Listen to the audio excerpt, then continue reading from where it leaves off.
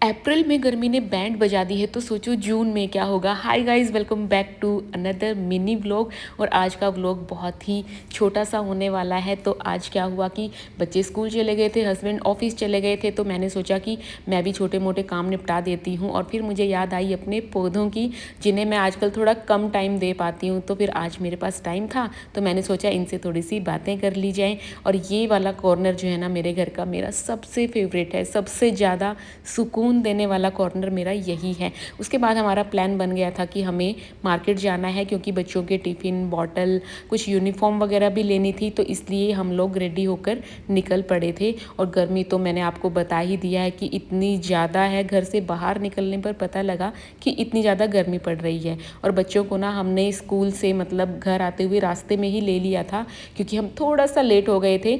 और फिर हमने बस को थोड़ा सा मतलब स्कूल से निकले ही थी बस, वहीं पे रुकवाया और बच्चों को हमने ले लिया था। फिर हम चल पड़े थे मार्केट की तरफ। और यहाँ से मैं जूम करके थोड़ा देखने की कोशिश कर रही थी।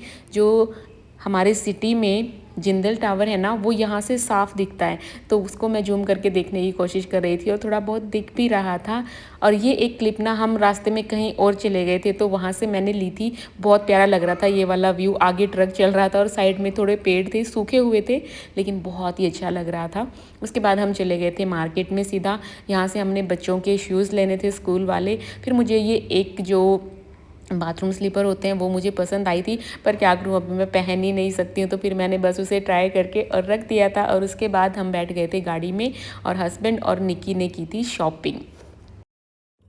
मम्मा क्या कर रहे हो? लेज खा रही हूँ। मेरे अभी को मार्केट आए हुए थे, बच्चों के कुछ स्कूल की चीज़ें लेनी थी ज़रूरी।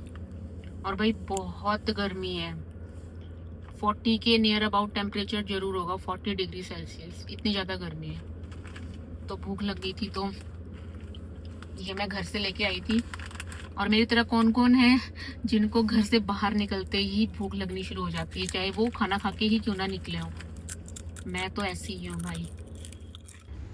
फिर मार्केट के काम निपटाने के बाद में हम निकल पड़े थे घर की तरफ। और रास्ते में ये हमारी नर्सरी आ गई थी। मैं हमारी नर्सरी इसलिए बोल रही हूँ क्योंकि मैं ज़्यादातर पौधे यहीं से लेकर जाती हूँ।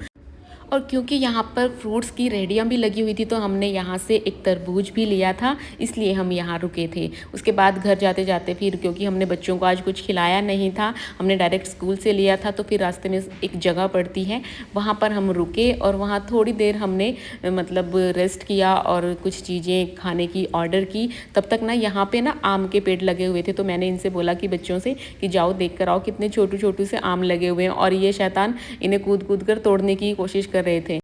बच्चे हैं ना, अपनी आदतों से बाज थोड़ी ना आएंगे, तो ऐसा करना तो उनका धर्म है।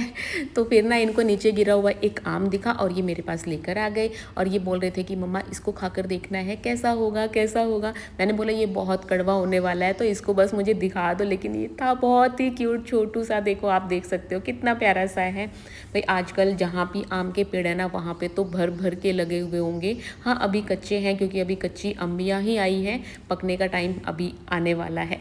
तो बस यहाँ पर हम वेट कर रहे थे हमारे ऑर्डर का, और उन्होंने बहुत देर लगा दी थी इतने में। फिर पहले हम लोग अंदर बैठे, फिर बाहर जाकर बैठे, क्योंकि बहुत ज़्यादा देर लगा रहे थे।